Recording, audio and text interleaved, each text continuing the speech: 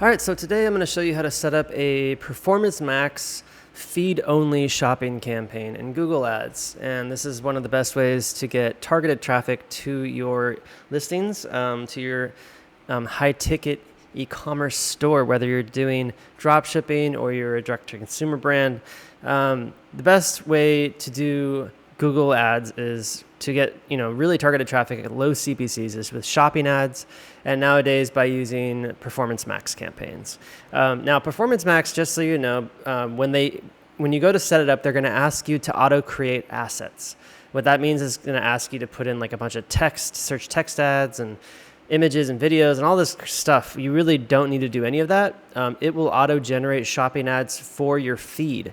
So what you need in the beginning to start is a Google Merchant Center account that's approved with approved products. Once you have a Google Merchant Center account set up, you connect your feed to that. I use the Symprosis Shopify app. It's a Google Shopping feed app that's starts at like $5 a month, and it goes up with the amount of products you have. They can connect to Merchant Center for Google. They can connect to Microsoft. They can connect to Facebook, Pinterest, all these different platforms. So it's really great, and they have lots of customizable options depending on your business, your products and your categories and all that stuff. So get that app set up, get Google Merchant Center set up. It's a pretty easy process. Make sure the Merchant Center matches your website exactly. Make sure that the shipping policy and the return policy and everything matches your website, that the business name and everything matches your website. And then once that's done and your feed is approved, then you can set up a shopping campaign. That's what I'm going to show you how to do in this video. It's a really simple, easy process. This video specifically is for people doing business in the US, and they're shipping products domestically within the lower 48. If your business happens to be outside the US or you're shipping outside the US, just set those locations up specifically for your business. But it's just an overview of how to do this. So without further ado, let's get into it. Make sure if you get any value out of this video, please subscribe to the channel. Share it with anybody you think might get any value out of it, and comment if you have any questions. Also, go check out our Patreon. Link is in the description below. It's a membership community where you'll have access to Discord to ask me questions anytime. And you also get access to my high-ticket e-com masterclass, which breaks down exactly how to build, launch, and scale one of these high-ticket dropshipping businesses. So if you're interested in that, go to Patreon. Also, all of our resources, recommended resource links are in our website. Go to ecommerceparadise.com. At the bottom of that link tree is going to be a whole list of the software and services we use to build and grow and scale these websites for us and for clients. Okay, thanks so much, and let's get into it.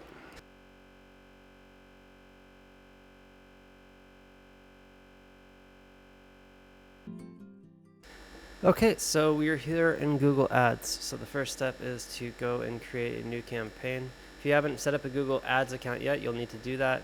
One recommendation is to type in Google Ads coupon into Google first before you set up your account, and then you'll be able to get a like $500 coupon or something like that.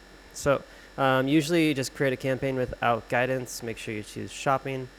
You'll want to choose the account to link to. It's one of my client accounts. And make sure you choose Performance Max campaign. Doesn't matter what you call it. You can always change the name later. All right, make sure it's set to conversion value. You do not need to set a target return on ad spend to start, but you will want to do that later. Under location options, choose presence. If you're shipping to the US, choose the US. But like if you can't ship to Alaska or Hawaii for whatever reason, make sure you specifically exclude those places.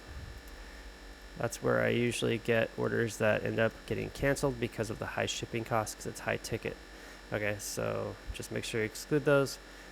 Presence is really important. Choose no for the political ads. To start, just run the schedule all day. You can change it later. Devices, remove TV screens, as people aren't going to be able to click that. And go ahead and click next. Now this is where you want to make sure that you don't generate the assets. Hit skip. And then again here, you want to make sure that there are no assets added here at all. Remove the website. Don't add any images or assets. Down here, you do want to make sure that you add a audience signal. You don't have to do it now, but you can do it later.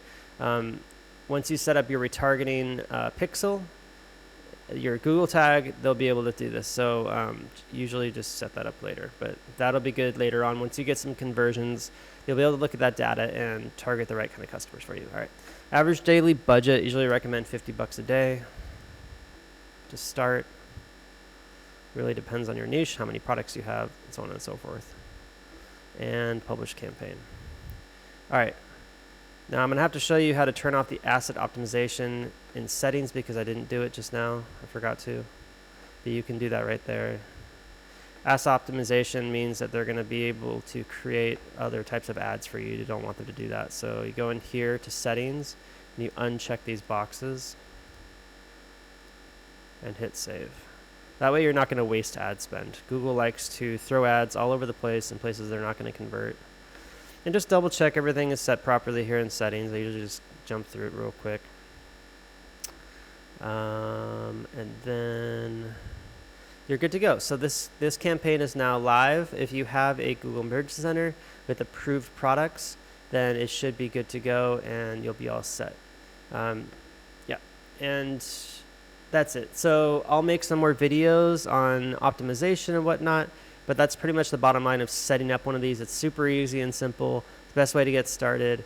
As far as managing on a daily basis, I'll also make a separate video on that once I have some data going on in this account. But the basic idea with managing an account is super easy. You're just checking your insights and reports on a daily basis, specifically your search terms, and then also looking through the asset groups of your account, as there are no ad groups anymore in Performance Max, it's all asset groups.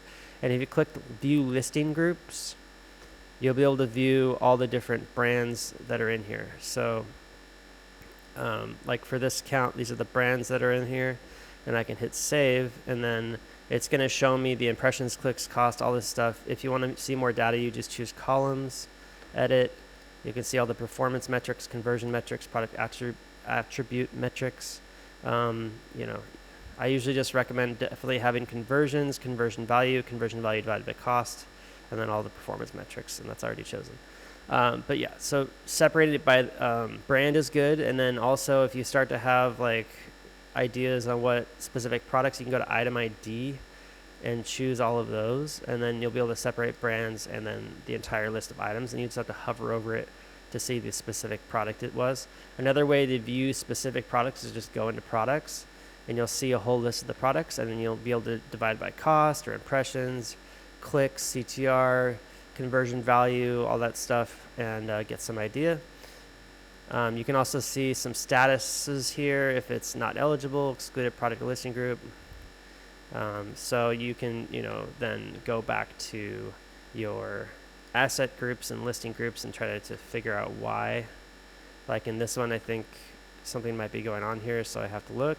And then sometimes it just takes a while for Google to update stuff. So you really have to just wait a day or two, and then you can always contact Google support if you have any issues or weird issues. Another thing too is when you encounter search terms that are not relevant to the products that you're selling, you can set them as negative keywords, and that's done through the keyword lists. So use a negative keyword list. I recommend coming up with a generic negative keyword list. I've done that here in my management account. So when I manage client accounts, I can easily just establish a generic negative keyword list right away on their account by checking it and saving it. But yeah, just have a generic negative keyword list. It's super easy. It's just like a bunch of stuff like used or maybe your top competitors that you don't want your ads to show up for, big box stores, that kind of thing. Secondhand, keywords that just aren't relevant. And you'll see those over time too. Just check your search terms on a daily basis, add those into a list, and apply them to that campaign. You can also, since you have the option of making multiple Performance Max campaigns, but the problem is when you have a Performance Max campaign that's targeting one feed, or you have multiple Performance Max campaigns targeting the same feed, they're not going to both perform well for it. So usually with standard campaigns, you can do what's called priorities, and you tell Google which campaigns you want to show for which types of search terms. But since that standard shopping campaign is not serving as well anymore as it used to, we're all transferring over to Performance Max now. It's kind of a different method. You can apply negative keywords like brand or SKUs to one campaign and then have a separate campaign where you don't have that applied to, just to like separate out your search terms, but it's really not even that necessary. What I would recommend though over time is to create separate campaigns for best sellers, because you can like take any one of these listing groups. Like let's say that Elena Pilates happens to be the best seller. What I would then do is I would X out the rest of these. I would actually go and check all of these, go edit and exclude. And what that's going to do is exclude all the rest of the brands besides just that one brand from this campaign. This would end up being your like Elena Pilates campaign. You can really just focus really good on those products, and it's going to help to target your ad spend on that one brand that happens to be profitable, in stock, and ships out well, and the company treats you well, that kind of thing. So you just got to kind of like throw everything at the wall in one campaign, and then you can separate out campaigns by best sellers, and you just go through that same process, create a separate campaign, and in listing groups, you then exclude the brands you want and just have that one brand included in that listing group. And that's about it, guys. So I'll make some more videos showing kind of like over the shoulder me actually doing that. Let's see what else we can do. Some more stuff, like let's say for example you want to get more intricate with your locations. You can go into locations here and you can check this box. You can add each state or even specific cities if you want in the US, instead of just having the whole country. And then when you start seeing traffic, what you'll see it divided by state or city or all the different locations you added here. And then that will give you an idea, okay, I get a lot more traffic from California than I do from Wyoming or something like that. Let me raise my bids in California or something. I don't know. Another one is your ad schedule. So, it's set to 24 hours right now, but what you can do is you can edit your ad schedule. And what I usually recommend doing long term, especially if you start noticing that you get a ton of clicks like in the evening hours or the overnight hours. Usually it's evening. It's like 9 p.m. to 12 a.m. or something like that. This time here, or 6 p.m. to 12 a.m. Not as many people buy. A lot of people are just window shopping at night. They're just kind of cruising on their phone, adding things to cart, not actually buying stuff. So you got to have really good retargeting set up. But also what I recommend is doing a bid decrease in the evening. So what that would look like is you edit the ad schedule. You have one for all days, 0 to 0. Let's change this to, like, I'm on a 24-hour clock, so it'd be 18. This is 6 p.m. And then one would be 18 to 00. So if you separate all days like that, then you have, and this is glitching out, but it should have done all days one and then that one. So now you'll be able to go through each of these, say Mondays 6 to 12, and you'll be able to do a bid decrease, change bid adjustment, go to decrease, and let's just say 50%, because then that way you're not bidding so high in the evening hours when people are just window shopping, and they're less likely to make a purchase right then and there. This operator is not allowed for the given context. Okay, so there's some error going on, but that's how you do it. And if it gives you an error, just contact Google support and figure out why. Sometimes it's just like, I don't know, Google's annoying like this, but that's how you do that. Let's see, content is not relevant, I don't think.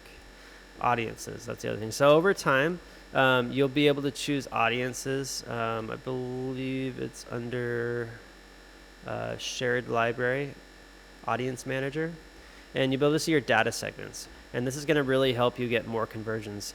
So through the Google Shopping Feed app, when you connect it, you can set up your retargeting pixel and Google tag, and I'll show you how to do that in a separate video, but it's super easy. It just goes through this in Process app. You just follow the steps and it sets it up for you. It'll see when people are checking out on your website and when people purchase, basically. And then you'll be able to retarget by bidding higher on the specific audiences, especially the ones that have added to cart but not purchased, and the ones that are already purchased because maybe they're coming back to Google shopping for something else. You want to bid higher for that audience because it's a warm audience. It's somebody who's already likes and trusts your brand. Maybe not so much the abandoned checkout one, but yeah, even then they've at least been introduced to your store and seen it before, so they're more likely to purchase from you than someone they haven't been introduced to yet. So just keep that in mind with audiences and data segments. Things have changed over time.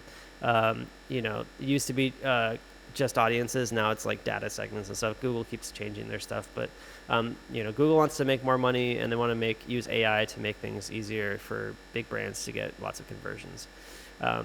Yeah, so that's it, guys. Definitely comment below if you have any questions. Get into our Patreon, patreon.com/ecommerceparadise. go to our link tree. It's ecommerceparadise.com, and check out the recommended resources there. I also have courses. Check out our playlist tab on our YouTube channel, and you can see all the courses there. And yeah, thanks so much, and I'll see you in the next one. Cool. All right. I hope that was helpful. Google Shopping campaigns are the way to go.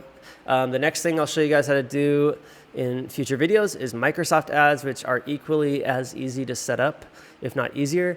And it's all done through this Improsys shopping feed connection.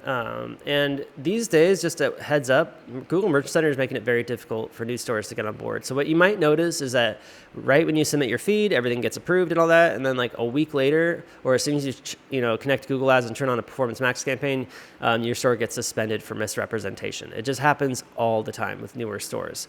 Google has a trust meter, and they put your store through a ton of different filters to see if they're going to trust you or not. And a lot of times newer stores end up getting suspended just because, they don't have a huge online presence yet. You don't have, organic rankings. You might not have a ton of reviews.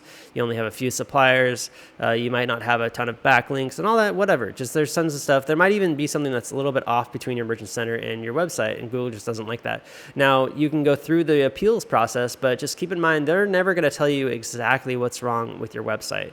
Even if you contact their chat support, they're not going to tell you anything. They're just going to go through and be like, well, you might be able to think about doing this, or you might think about doing that.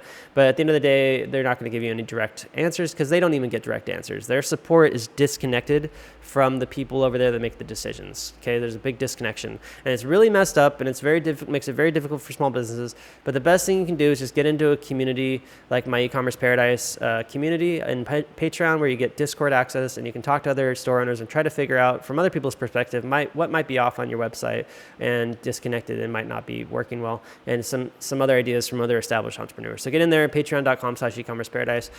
You'll be able to ask me questions directly as well. I'll be able to help you, and go from there. So thanks so much, and we'll see you in there.